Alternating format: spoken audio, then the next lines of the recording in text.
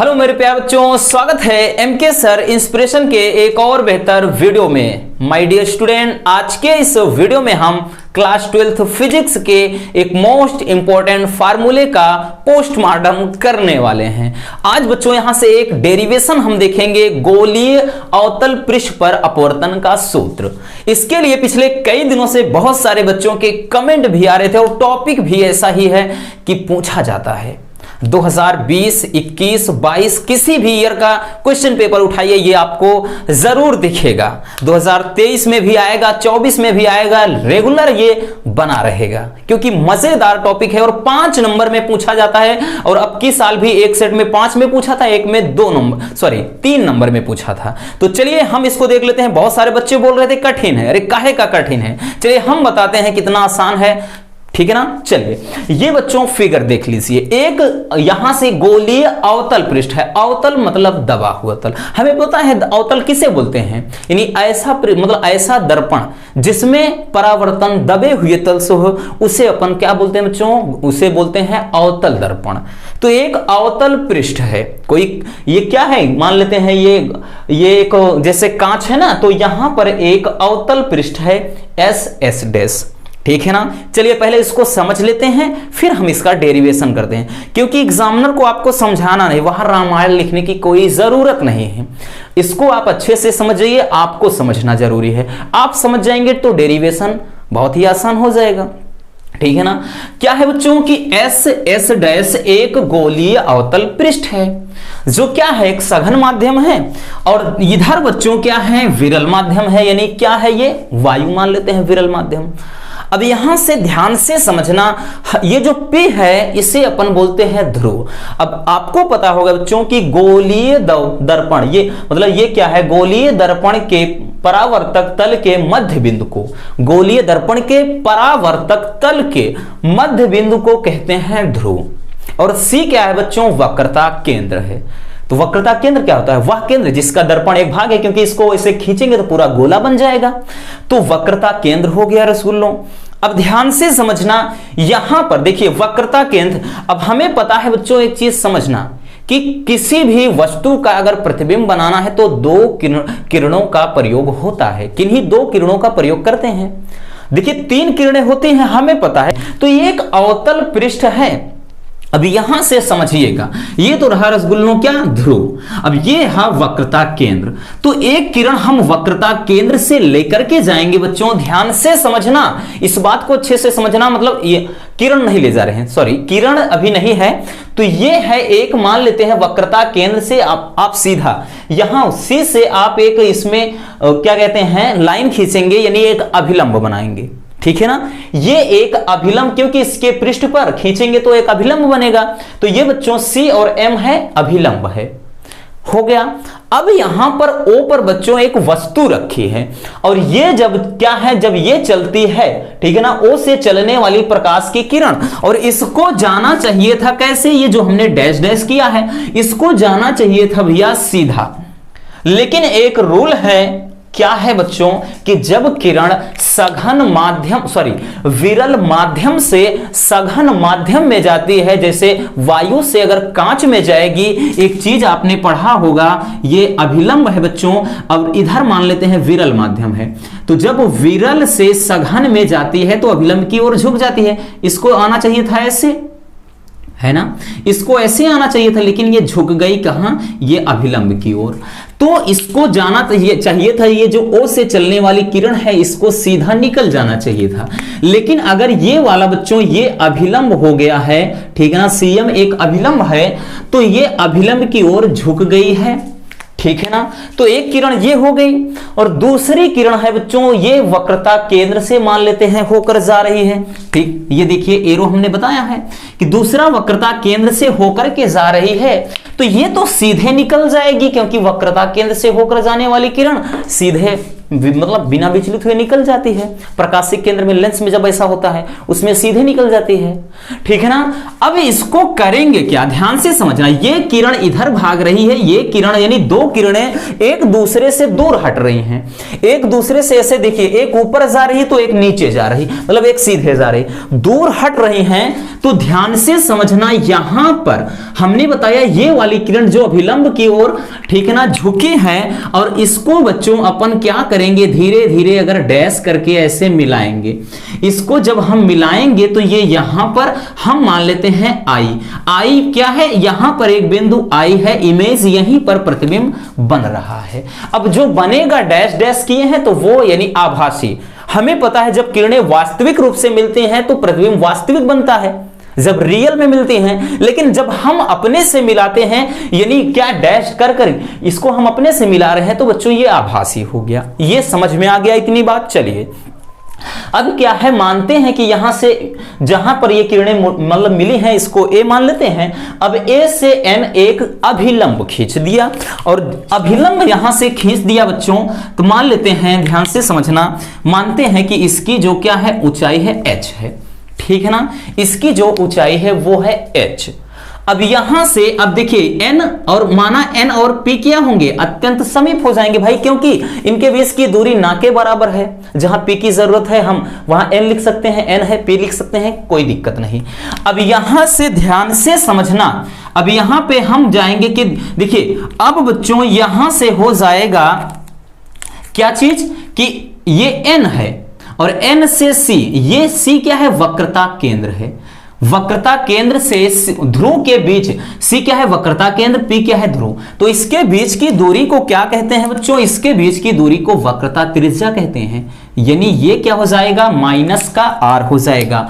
कहां से कहां तक, ये c से, ध्यान से समझना, c से r के बीच में। अब उसके बाद बच्चों यही समझना है, I है इमेज यानी प्रतिबिंब की दूरी, तो I से P के बीच में क्या हो जाएगा, माइनस का v हो जाएगा, ठीक है ना, ये माइनस का v हो जाएगा, क्योंकि ये प्रतिबिंब की दूरी हो गया, ठीक है ना बच्चों। ये हो गया किसके लिए, ये हो गया प्रतिबिंब की दूरी यहां तक। अब उसके बाद यहां पर O है, वस्तु रखी है, तो ध्रुव से ये O क्या है भाई, वस्तु है, तो वस्तु की दूरी हो जाएगा बच्चों, यानी यहां से O से, ठीक है ना।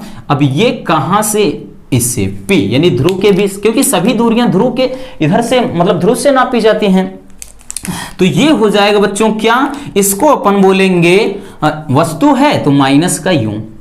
बस यही समझना था, अब क्लियर, पूरा क्लियर। अब उसके बाद मान लेते हैं ये जो किरणें हैं, यानी कि इसके an के सापेक्ष, ये अभिलंब जो an है, इससे क्रमशः अल्फा, बीटा और गामा कोण बनते हैं। इतना समझ में आ गया। चलिए ये तो रही समझने वाली बात, अब करना क्या है वो हम देखते हैं। आपने पढ़ा होगा एक बहिष्कोण, ठीक है ना, इसको थोड़ा हम रफ कर देते हैं। आपने पढ़ा होगा बच्चों उसमें नाइन्थ में जब अगर आपने बहिष्कोण के बारे में सुना होगा, जैसे अगर हम इसके लिए करते हैं, अगर हम मान लेते हैं बच्चों इसके लिए, तो इस वाले को छोड़ करके, इसके पास जो छोड़कर इन दो कोणों का योग मान लेते हैं। अगर ये क्या है, z है और ये x है, ये y है, तो हमेशा z बराबर क्या होगा, x प्लस y होगा, यानी इसको छोड़ करके। और जब इसके लिए करेंगे तो ध्यान से समझना, जैसे अगर हम निकाल लेते हैं, मान लेते हैं इसके लिए, तो इसको छोड़ करके इन दोनों का योग कर, मतलब इन दोनों का योग करेंगे। समझ में आया ये बात। बहिष्कोण में यही चलता है, जैसे इस तरह से बना लिया हमने बच्चों। अगर हम इसका बहिष्कोण निकालेंगे तो इस वाले का छोड़ करके इसका और इसका योग होता है, ठीक है ना, इतना ध्यान में रखना बस। अब वही चीज हम निकालेंगे OAC में, ठीक है ना। त्रिभुज बन गए हैं, तो त्रिभुज लिखेंगे बच्चों, त्रिभुज OAC में, त्रिभुज OAC में, ठीक है ना, OA और C, त्रिभुज OAC में इस तरह से बना है। समझना, यही तो समझना है, ये है बच्चों अल्फा, ठीक है ना। अब देखिए एक चीज और ध्यान से समझना, ये जब आपका ये यहां से किरण जा रही है बच्चों, ध्यान से समझना, ये जब किरण जा रही है तो ये पूरा का पूरा कोण बनेगा, क्या बनेगा, ये बनेगा बच्चों आपतन कोण, ध्यान से समझना पूरा, क्योंकि ये है। अब उसके बाद यहां से हमने इसको बढ़ाते हुए कर दिया बच्चों, तो ये आपका इतना बन जाएगा अपवर्तन कोण यानी आर। ठीक, अब देखिए ये तो यहां से देखिए पूरा पूरा क्या बना है, ये बना है बच्चों आई, ये वाला, और ये, और यहां से क्या है बीटा। तो ध्यान, सॉरी गामा है, गामा है, ठीक है ना। ओ ए सी में, ओ ए सी में समझना, ओ ए सी में अगर हम ध्यान देंगे बच्चों, ये ओ है, ए है, सी, तो ये पूरा वाला आई है, और यहां से ऐसे आए हैं, ये है गामा, ये है यहां पर बीटा, बीटा से कोई मतलब अभी नहीं, केवल यहां पर अल्फा।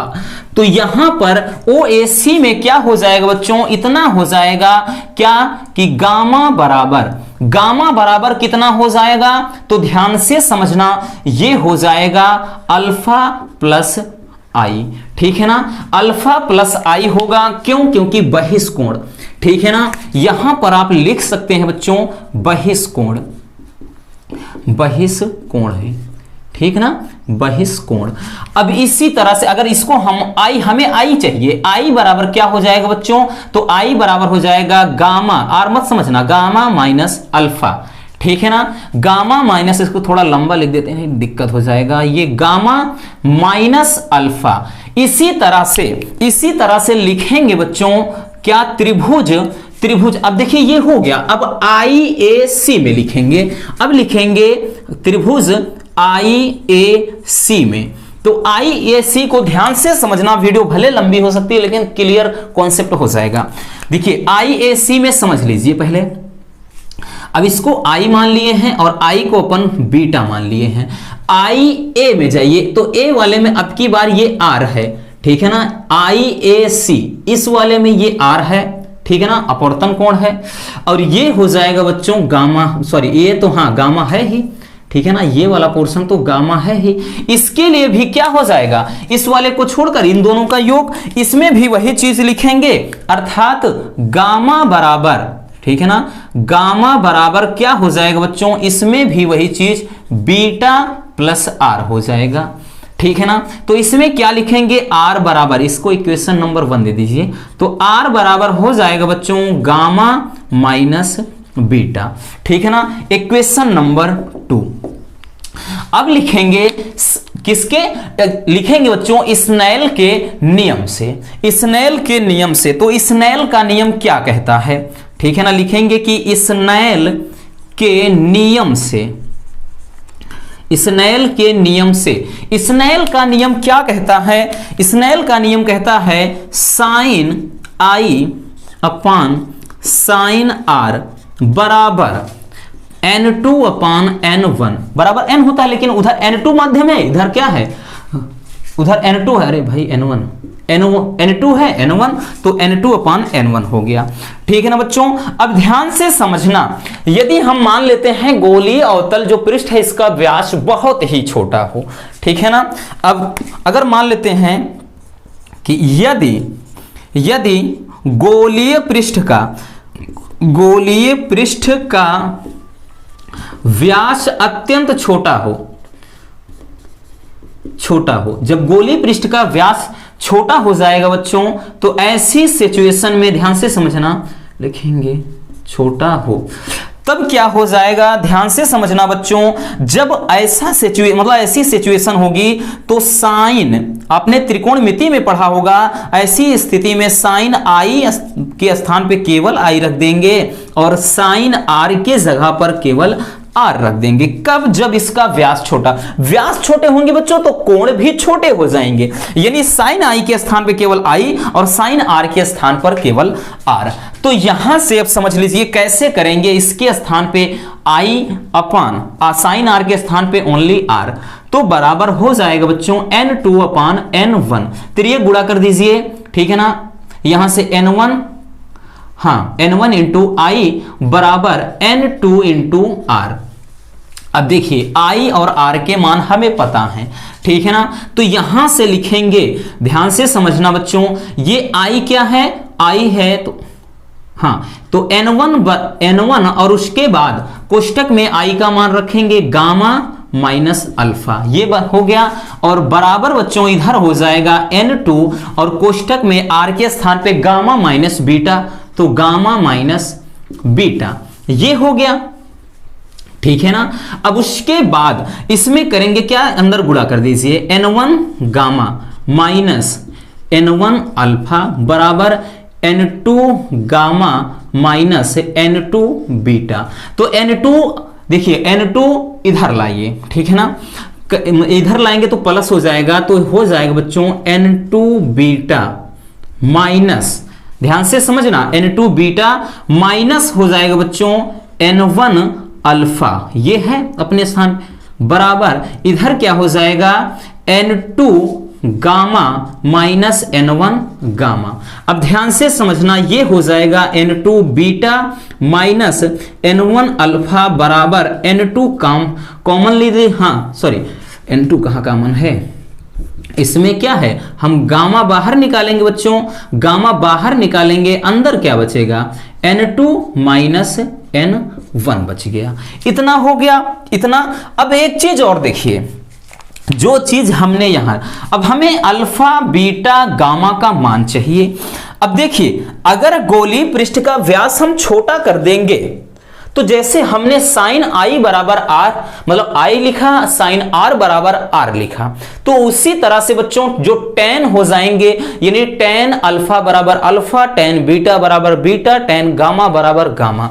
तो यहां भी लिखेंगे वही चीज कि यदि व्यास छोटा हो, व्यास किसका मतलब गोलीय पृष्ठ का, ठीक ना, उतना लिख लेना, यदि गोलीय पृष्ठ का व्यास छोटा हो तो कोण भी छोटे होंगे भाई, कोण भी छोटे होंगे। तो ऐसी सिचुएशन में क्या हो जाएगा बच्चों, यहां पर ध्यान से समझना कि हम अल्फा बराबर जो टेन अल्फा हम, ठीक है ना, लिख सकते हैं, और बीटा बराबर टेन बीटा, और उसके बाद गामा बराबर टेन गामा, ठीक है ना। जैसे हमने बताया ना भाई, आई के स्थान पे साइन आई भी लिख सकते हैं, साइन आई के स्थान पे आई भी लिख सकते हैं, तो इस तरह से ये चीज हो जाएगा। अब यहां से थोड़ा समझते हैं, ठीक है ना, इसको अब थोड़ा समझते हैं। इधर देखिए, अब क्या हो जाएगा बच्चों, इसको थोड़ा समझ लेते हैं। इधर मान अब हम पुट करेंगे, ठीक है ना, मान पुट करेंगे तो हो जाएगा n2 बीटा, n2 बीटा के स्थान पे वही चीज लिखेंगे कि टेन बीटा, ठीक है ना, n2 बीटा, ठीक, हाँ। अब उसके बाद माइनस n1 उसके बाद अल्फा की जगह पर टेन अल्फा लिखेंगे, बराबर हो जाएगा बच्चों गामा के स्थान पर टेन गामा लिखेंगे, और कोष्ठक में वही n2 माइनस n1, ठीक है ना, ये चीज हो जाएगा। अब देखिए, हमें सबके मान निकालने होंगे। एक काम करिए आप, सबसे पहले, अच्छा इसके मान निकाल लेते हैं, तब देखिए मान निकाल लेते हैं। अब देखिए बच्चों, इसको पहले आप इसको स्क्रीनशॉट कर लीजिए, क्योंकि अभी इतने में काम होने वाला है नहीं, इसको स्क्रीनशॉट कर लीजिए, उसके बाद हम आगे देखते हैं, ठीक है ना।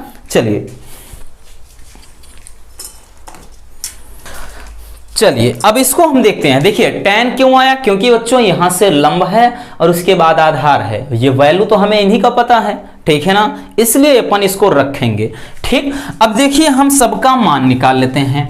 tan अल्फा बराबर, ध्यान से समझना, tan अल्फा बराबर tan अल्फा यानी tan थीटा बराबर लंब बटे आधार। अल्फा के लिए ध्यान से समझना, अल्फा के लिए करेंगे tan अल्फा, लंब क्या है बच्चों, लंब है क्या, ध्यान से समझना, h है, ठीक है ना, तो लंब है h, तो h अपान, ठीक। यहां अल्फा के लिए है तो अल्फा की जो आधार है, तो यहां से यहां तक की जो दूरी है रसगुल्लों, हमने बताया ना, ये p इसके निकट हो जाएगा तो n बराबर p हो जाएगा, कोई दिक्कत नहीं, ठीक है ना। तो इसमें OAN में लंब बटे आधार लगाएंगे, तो लंब यानी AN है, और AN की दूरी क्या है, AN का मान h है, और आधार क्या है बच्चों, यहां से n से, अल्फा के लिए निकाल रहे हैं तो n से o तक, और n से o करिए या p से o, हमने बताया ना ये दोनों पास है तो कोई दिक्कत नहीं, ठीक है ना, चाहे हम n से यहां की दूरी सब लिखते हैं या ध्रुव से इसकी दूरी लिखते हैं, वही चीज है।